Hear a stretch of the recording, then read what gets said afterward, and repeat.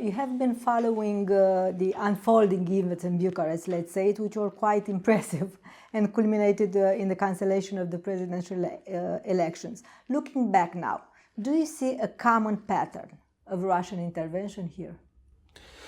I see that Russian interference is happening across Europe. This is no longer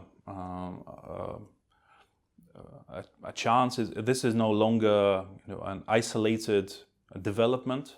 This has now become a pattern. Russia is trying to interfere almost everywhere. That was not the case actually since 5 years ago. Russia would only try to interfere in some countries which it believes to be really significant in Europe, like France, like Germany, Italy.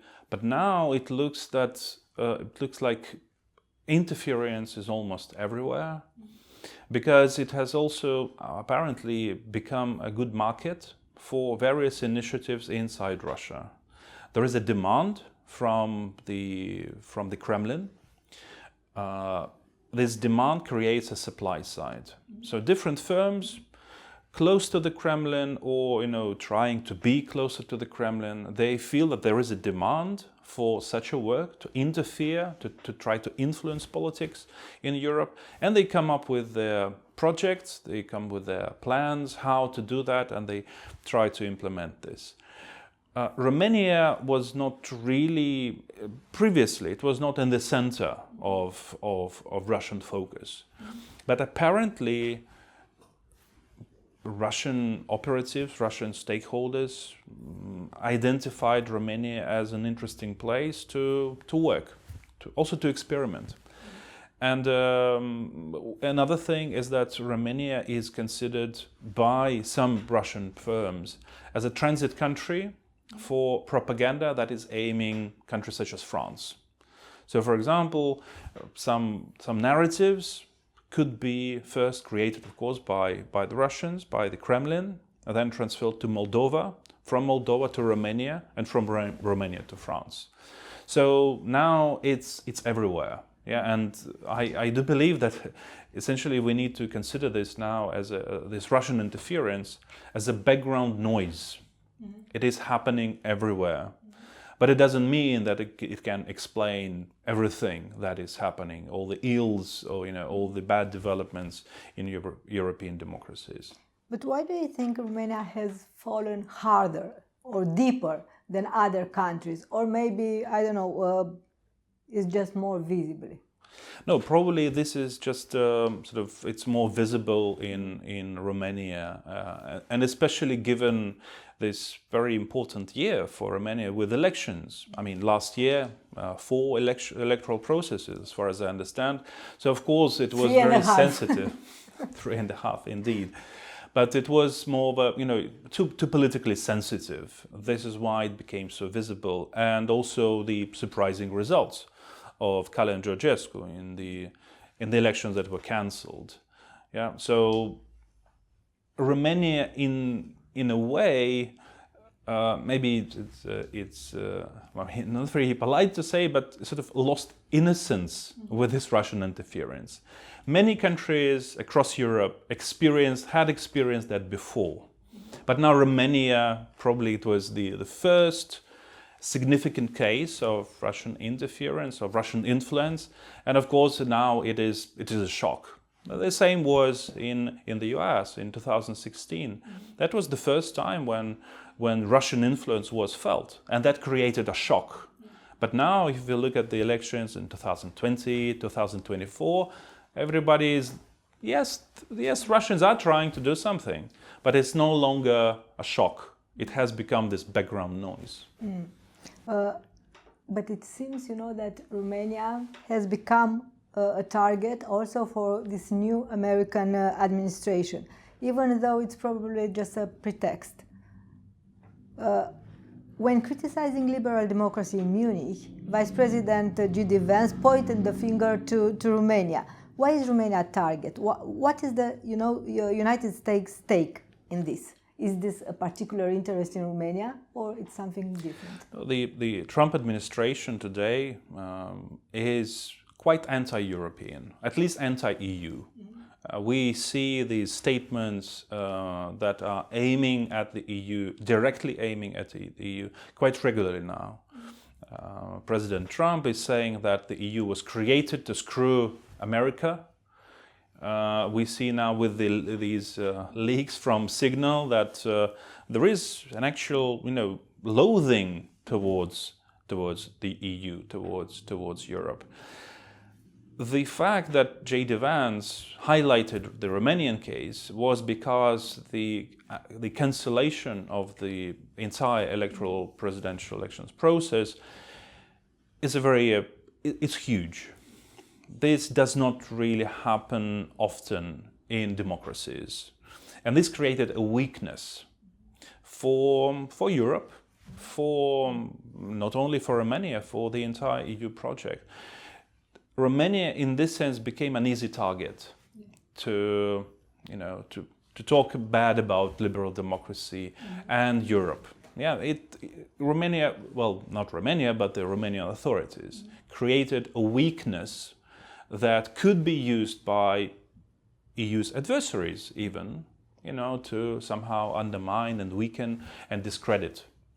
That is why J.D. Vance, in my opinion, decided to highlight this Romanian case. But do you see an ideological project here for this trio, Trump, Vance, Elon Musk? It's something ideological? Maybe not for Trump, but people around Trump, like J.D. Vance and Elon Musk. This is ideology. This is, in fact, this is the anti-liberal, even anti-democratic ideology. We probably don't yet have a name for this. I myself, I refer to this as a postmodern autocracy, the tech oligarchy that is being formed very actively, in fact, in the US. And for them, the project such as the EU is problematic because the EU, with standards, with values, with working democratic institutions, presents a problem for their power, which is anti-democratic, which is, in terms of values, anti-liberal. And they want to break the EU. Yeah. That was the aim of Russia, because it's authoritarian. It is also now the aim of that ideologically, postmodern autocracy and oligarchy in the US.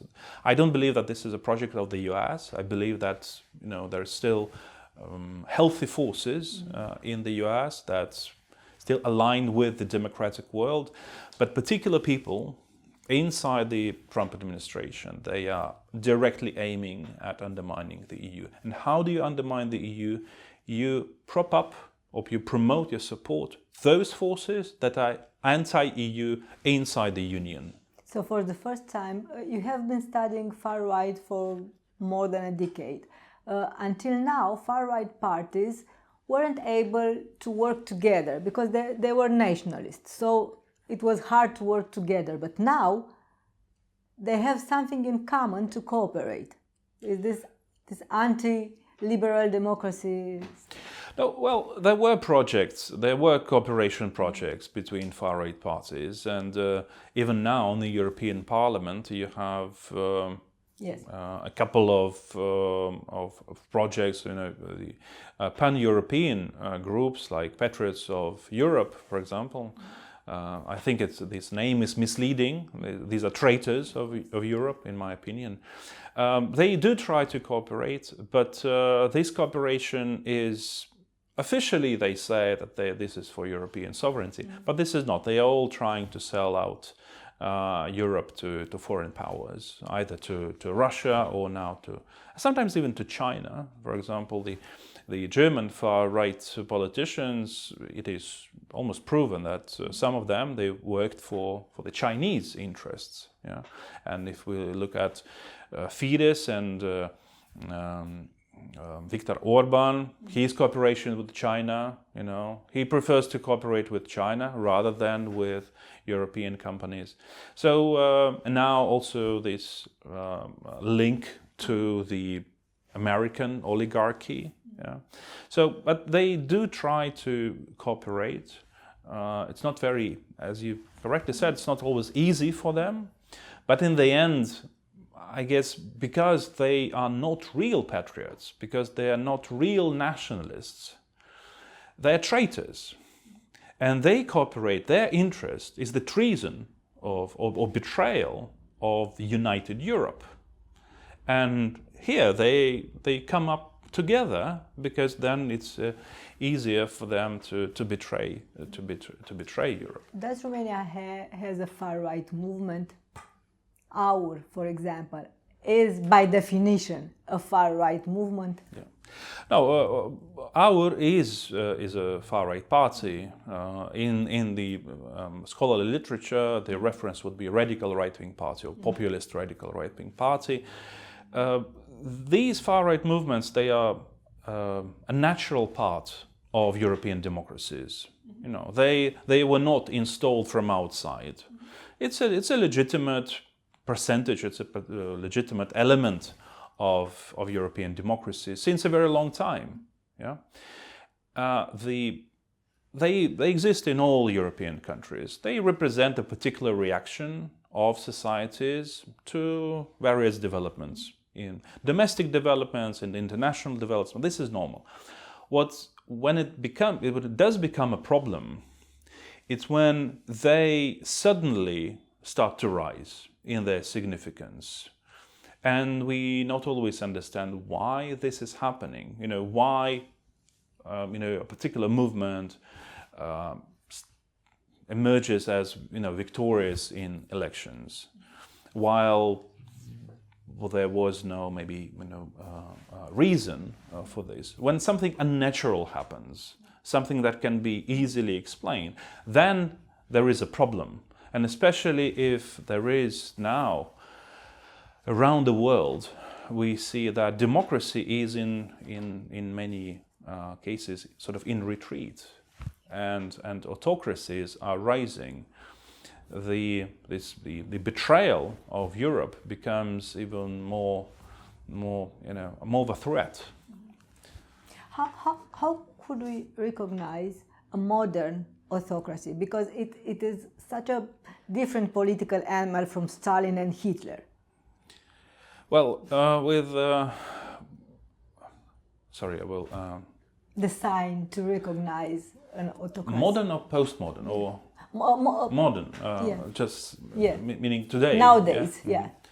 Now, the dictatorships of the 20th century, some of them were totalitarian. Mm-hmm. If we're looking at the Third Reich in Germany, or the Soviet Union, or even Italy, fascist Italy of Benito Mussolini, those were totalitarian regimes.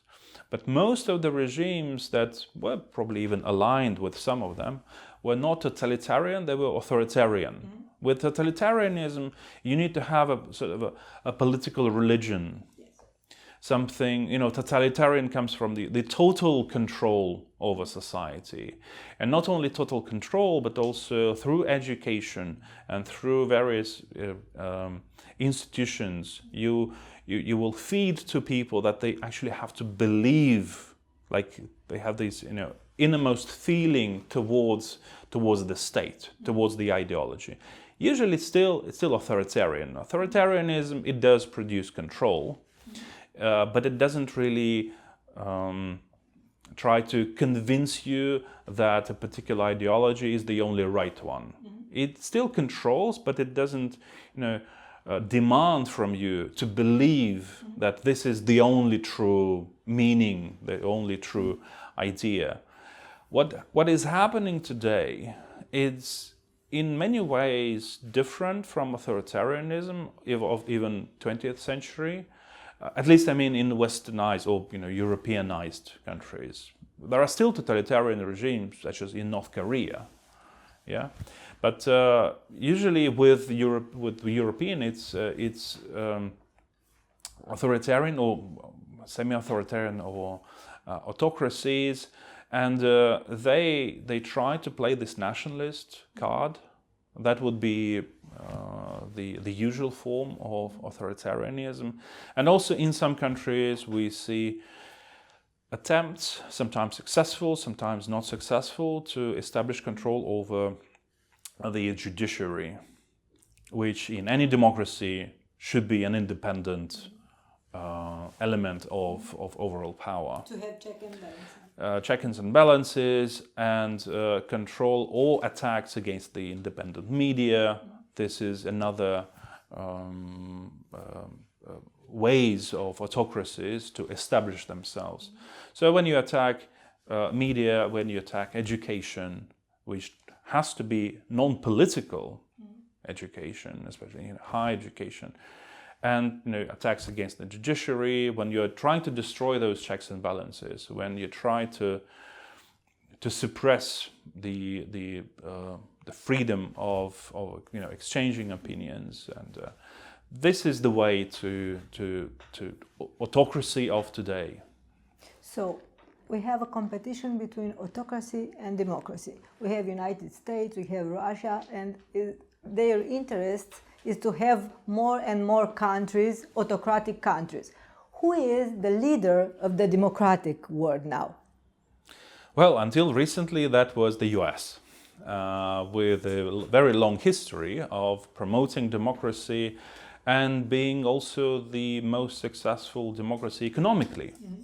Economy is extremely important for democracy, because democracy, if it is economically unsustainable, it will degenerate into autocracy. This is a given. This is something that will happen for sure. Now it is the European Union.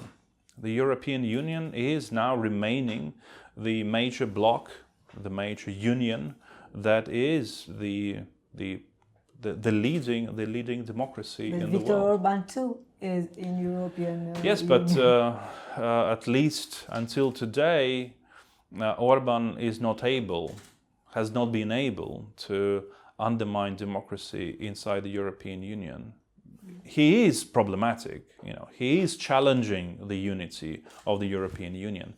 But there is no other bloc that would be at the same time economically prosperous and economically efficient, and at the same time would defend democratic values, liberal democratic values, to such an extent as the European Union does. We can also, of course, talk about Canada or Australia, right? The biggest democracy, at least numerically, it's India, in fact. But those are not leaders. They are democracies, not without problems, especially India, right? But if we're talking about leadership, international leadership, it is, of course, now the European Union. And do you think that European Union will manage to obtain a good peace for Ukraine? The European Union today is not part of negotiations. It is not a party at the table, at the negotiation table. This is on the table, on the menu, European Union too? Partly, at least. Looking at some statements that are made by Russian representatives and American representatives, which are now talking about Ukraine as just one element of a larger reshaping of influence in the world. And in this scenario, Europe is also on the table, right, as a piece in the menu. But probably it is about going too far. Europe is not that. Europe is not that weak. Europe has power. Europe is also larger than any of those countries. So Europe would not be an easy target. And also I see that there is a sense of reawakening in the EU, in Europe in general. There are initiatives like Rearm Europe. There is an understanding that the Union needs to stand up and take care of its own security, of its own defense. That there is the sense of reawakening, and Europe will not be that easy to undermine and weaken. You said that United States will resist, let's say, to a Trump administration. How about Ukraine? Ukraine has time to resist a Trump administration, 2 years, 4 years. Ukraine, of course, is in a different position than the rest of Europe because it is fighting an active war of defending itself from the Russian aggression, and it is highly dependent on the US. In military terms, in economic terms, something can be replaced by Europe. It can be done. Another positive trend is that the production of military equipment and weapons in Ukraine itself is now, I would say, booming. Ukraine is able to produce, is capable of producing a large amount of weapons needed for the continuing defense. But of course, if Europe is to replace the US in this situation, more needs to be done. But Ukraine will not perish just because, in the case the US stops supporting Ukraine. It's not existentially dependent on the US. So Ukraine will fight on. Of course, it is difficult. It is extremely difficult. But I wouldn't say that this is, an existential threat right now. It's still, the existential threat is coming from Russia. But Europe is standing behind Ukraine at the moment. And yeah. Do you think there is a collusion between Trump and Putin, or? Difficult to say. Really difficult to say. We still don't know for sure. We don't have evidence, hard evidence pointing that there is some relationship between Trump and the Putin regime that is not public. We don't know. There are rumors, there are theories, but we don't have hard evidence for that, for the actual collusion, if it exists. What we do see, however, is that both the Trump administration and the Kremlin regime, they do share some ideas about the world, ideas about how things work. They share instruments, how they try to reach their goals. We see that, with authoritarian regimes, autocratic regimes, it is all often the case that these regimes, they learn from each other. There is this even term, authoritarian learning. They learn how to deal with the media or with the judiciary, with the international laws. They look around and see how other autocracies are dealing with that. And it seems that particular people in the Trump administration, I don't say all of them, but some of them, and probably even some important ones, they are learning from Russia how to attack the media or how to create those alternative realities even, and how to then try to manipulate social divisions and social conflicts, sometimes creating fake conflicts that do not really exist, but in order to polarize societies. Fake enemy, like the woke movement. Exactly, and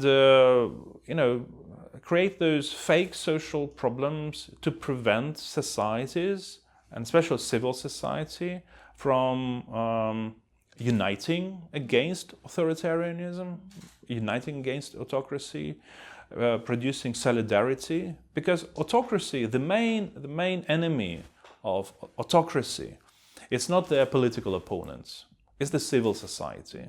This is the main enemy, and sometimes those autocrats are being even, very honest who they consider to be their opposition. It's not the opposition party; it's the media, it's the independent media, who can still report on what is happening, telling people facts, telling people, more or less objective reporting, giving them that objective So divide reporting. et impera. Yes, but you need to create, either use existing conflicts and amplify them. Sometimes conflicts do exist in societies. This is a normal thing. In any society you have conflicts, right? Or sometimes if those conflicts are not enough, you create fake conflicts. So exactly, to divide and rule. And you make people talking about these fake conflicts. Absolutely, and then those people, they get polarized, especially now with the social media. It's very easy to create a fake conflict and then polarize the society. So they would take sides and they would not talk to each other because they're so angry at each other. But in fact, the main trouble is the autocratic regime. That is, by creating those conflicts, creates an opportunity for it to govern in a very autocratic, authoritarian form and not have resistance from the civil society, from the population. Why do you think that countering disinformation didn't work? Well, like debunking. I think with disinformation, the main problem is not that people, or let me put it this way.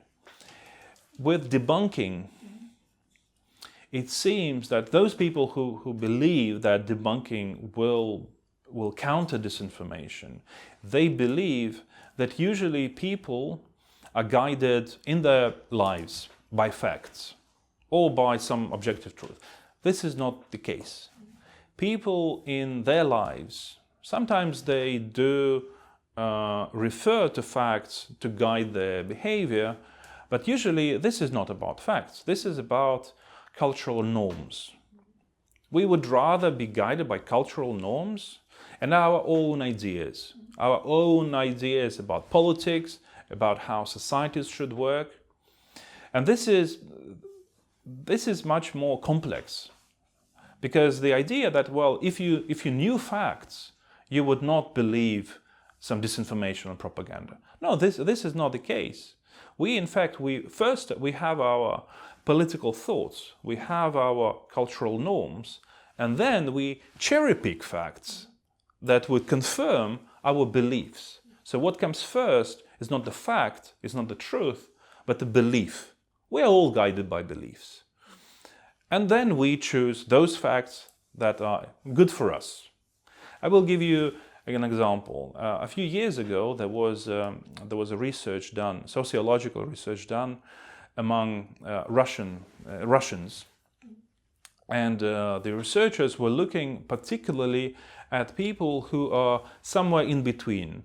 They are not very active in promoting the war against Ukraine, but also they are not very active in anti-war movement. They are in between, and this is a huge element. This is around 60% of the Russian society, of the Russian population. And researchers were looking at what media products or information products that particular group would consume. And they found out that this group was skeptical about all media, either independent media, sort of non-regime media, or state-controlled media. They were skeptical towards all of them. But they would prefer to still read and still listen to the pro-regime media because they produced a picture that was convenient to consume. Because the anti-war or independent media would say about how Russia is bad, that the Russian soldiers are committing war crimes. This is all true, and I'm sure those people actually believed, yes, this is happening. But this is not the picture that they preferred to hear. They would still prefer to look at the picture created by the regime media, by the state-controlled media, because it's more convenient, it's more comfortable to consume that product. While you are skeptical towards all media, you know that they are lying, but that product is just more attractive. So what comes first is not the reality, but the conviction and our feelings, our emotions. And this is why, in my opinion, debunking, it may work. but its efficiency maybe around. So we need pre-bunking, create alternative stories from the beginning. And this is the point about pre-bunking, because you're not pointing to the fact, but you're creating a picture that you will defend. If something happened and there is some development and you don't know anything about it, the first interpretation of that development will be something that you will accept as your own and you will defend it. But this is not that it is true, or this interpretation may be false, or it could be real. It can be honest. But this is not the point. The main thing is that it came first. And this is how pre-bunking works, right? So debunking is still good when we are talking about the state policy. For example, if there is some disinformation campaign against the state, specifically, the state needs to come out and say, well, this is not true, and in reality, this is this and that. This is the typical behavior of state institutions. If something is big, a real disinformation campaign, a big one, significant one, there has to be a debunking. There has to be, say, well, this is not true. To have the authority of the state. Yes, to have the authority, because otherwise, you will delegitimate the state. Yeah. So, but in general, for the general population, for societies, debunking is not that efficient. What is important is the political culture, the degree of development of civilized dialogue. Yeah, but that's the problem in ex-communist countries. How do you raise? It is a problem everywhere. It's not only the Central East European countries that are having this problem. It is everywhere, because there are very few meta-narratives that still remain in our societies. Nationalism, which is being manipulated by the authoritarian regimes, it does provide this meta-narrative. Yeah, but on the other side, we don't see many things happening. Actually, nationalism could also be used by liberal democracies, or the feeling of patriotism. It depends on what you're doing with these feelings. These are powerful feelings. In fact, if there is a war against your country, you will have to be a nationalist. Otherwise, you will have troubles to explain why you should risk your life in defending your country. Liberals should compete with autocracy in this in narratives, not only preaching democracy. Because if you are preaching democracy, you are not gaining. It's not that they have to compete with autocracies. It is about producing their own narratives, their own pictures, their own cultures. Liberalism was a revolutionary ideology. When it first appeared, it was a revolutionary ideology. It dismantled monarchies. It dismantled empires. Together with nationalism, liberalism created new nation states, especially after the dissolution of the Austro-Hungarian Empire. That was the joint project of nationalism and liberalism to give birth to these independent countries. In the 20th century, liberalism was one of the ideologies that defeated fascism, that defeated communism. But now, what is liberalism about? And it's no longer a revolutionary ideology. It has to reinvent itself, or it has to again join forces with, I would say, European patriotism, to provide a picture that would function as a mental defense against those, the autocratic manipulations and attempts to divide Europe. It is my last question. What should we watch for in the rerun presidential election? I don't know, has Russia given up on supporting a specific candidate? What do you think? Well, Russia will, of course, continue to interfere, and this I think with time Romanians will understand that this has now become a new normal. That you will always have Russian projects, pro-Russian, Russia-friendly politicians trying to make their way to power in Romania. So, Russia will be here for many years to come.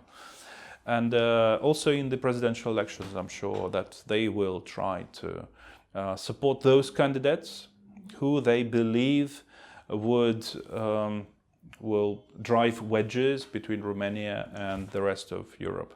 That's the stake, because Romanians are in majority anti-Russians. So Russia's stakes isn't to make Moscow loved. Yes, but by Romanians. Let me give you another example. Poland. If you look at Poland, historically, it's also very skeptical towards Russia.